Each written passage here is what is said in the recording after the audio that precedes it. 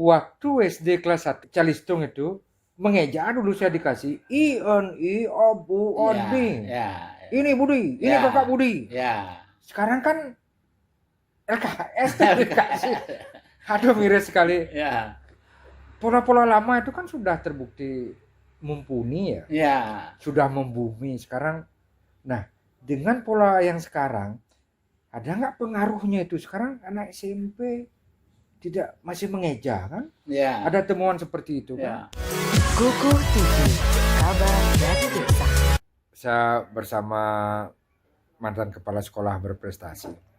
Saya miris akhir-akhir ini untuk menghitung itu sangat lambat anak-anak kita.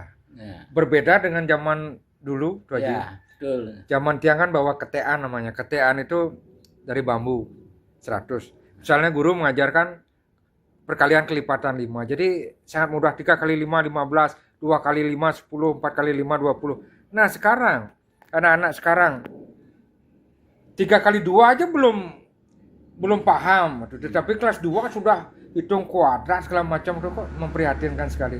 Mohon pandangannya tuh aja. Ya. Kasih Pak De.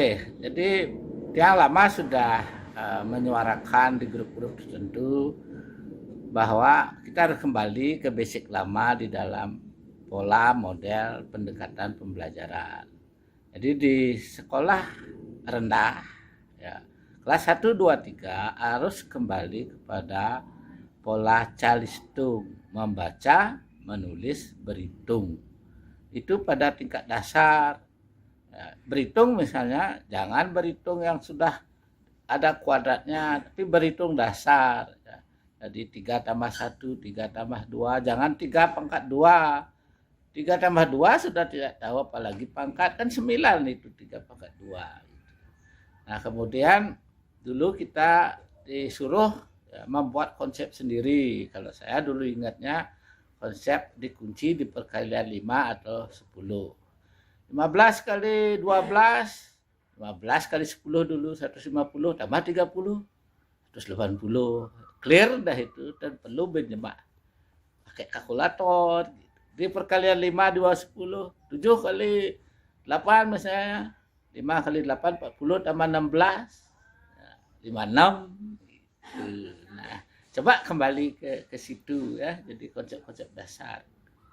Seolah-olah memang tidak pintar anak, tapi ketika dia masuk di kelas 4, 5, 6 sudah kuat basicnya. Baru mulai ke pengkuadratan. Yang kira itu. Ya, kalau saya pikir tuh Haji, Yeah.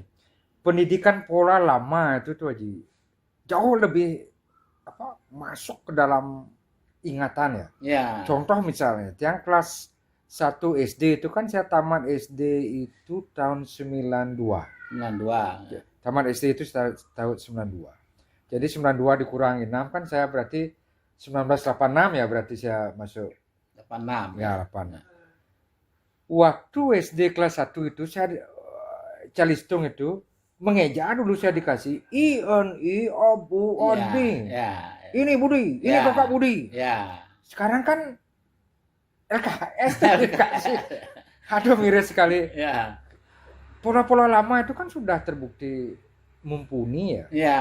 Sudah membumi sekarang. Nah, dengan pola yang sekarang ada nggak pengaruhnya itu? Sekarang anak SMP masih mengeja kan? Ya. Ada temuan seperti itu Ya. kan?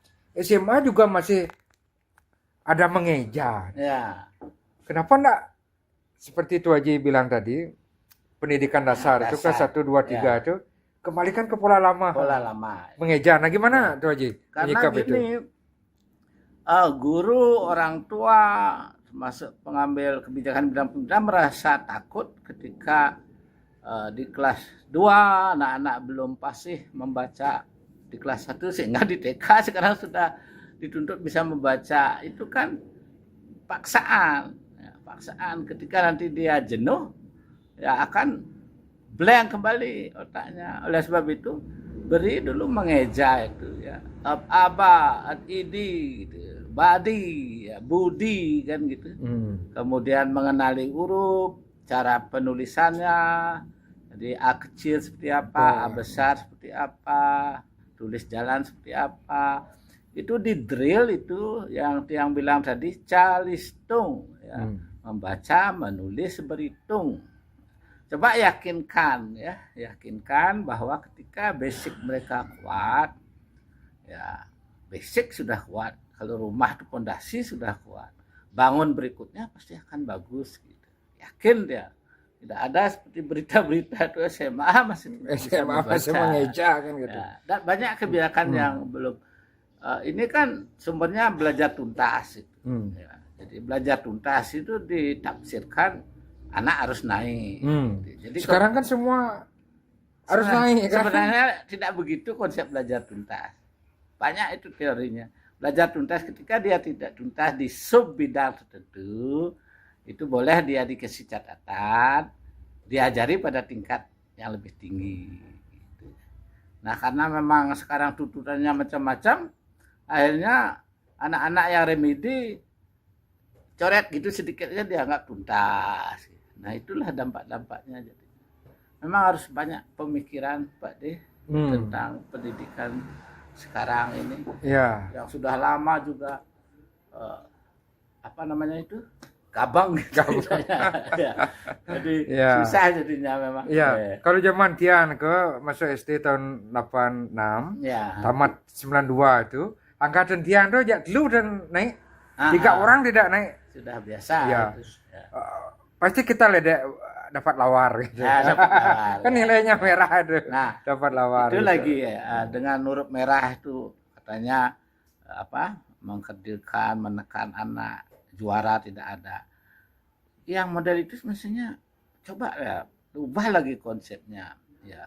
Jadi dengan ada perankingan dan sebagainya itu kan memicu orang yang lain itu supaya semangat. Dikasih tulisan merah itu memicu juga. Jangan semua melanggar hak asasi susah. Ya, dikit-dikit bilang gitu. Dikit-dikit sedikit-dikit ham, dikit-dikit merendahkan, mengkerdilkan anak. Kalau namanya anak kan harus diajar. Kalau tidak diajar dia kenal hukuman. Ya inilah jadinya. Iya, tertarik. Masalah hukuman. Saya di SD itu ketika tidak bisa mengeja dengan benar, itu ya maaf ya, saya hormat sekali dengan Bapak guru saya waktu SD. Ada sedikit kekerasan. Apakah saya sampaikan kepada orang tua saya? Tidak. Tidak pernah orang tua saya dimarah, dihukum misalnya di sekolah itu. Lapor sama orang tua saya datang ke sekolah marah-marah, enggak sempat orang tua saya jadi kuli, kan lebih konsentrasi dia kerja kuli ya daripada ke sekolah marah-marah. Tapi sekarang dikit-dikit guru memarahin murid. Kalau sekarang jangan sampai ada kekerasan, lah. Tapi ya yang namanya pembinaan dengan kata-kata, dengan simbolis, ya simbol langkah merah itu kan simbolis. Jadi belum menyentuh fisik anak. Kiranya itu perlu dipikirkan lagi, perlu ada itu. Jadi konsep-konsep lama itu ya. Simbol ada simbol kuning kah atau apa gitu. Kalau toh merah tidak disegani ya ganti dengan kuning misalnya gitu. Ya itu aja. Jadi banyak yang harus dibenahi. Walaupun zaman ini berubah, hal-hal mendasar itu ya biasanya melekat. Katakanlah seperti keyakinan beragama itu, walaupun bagaimana perubahan ya sekarang itu tetap saja diyakini itu yang terbaik. Itu. Ya. Jadi gitu sahabat Kuku TV, obrolan singkat saya mumpung bertemu dengan Pak Dewo Sarjana. Ya kebetulan beliau menerbitkan buku dan berbagi buku ke saya, jadi sekalian aja berbincang pendidikan masa kini dan pendidikan masa lalu. Nanti mungkin akan kita sambung lagi bagaimana perjuangan zaman dulu, kan katanya pakai grip gitu kan, pakai karas. Sekarang kan gampang beli buku minta uang. Nah perjuangan dulu untuk cari grip atau apa ya? Cari ke tanah lot. Ya nanti kita obrolkan di season berikutnya. Matur semua, Mata Ji. Sehat selalu.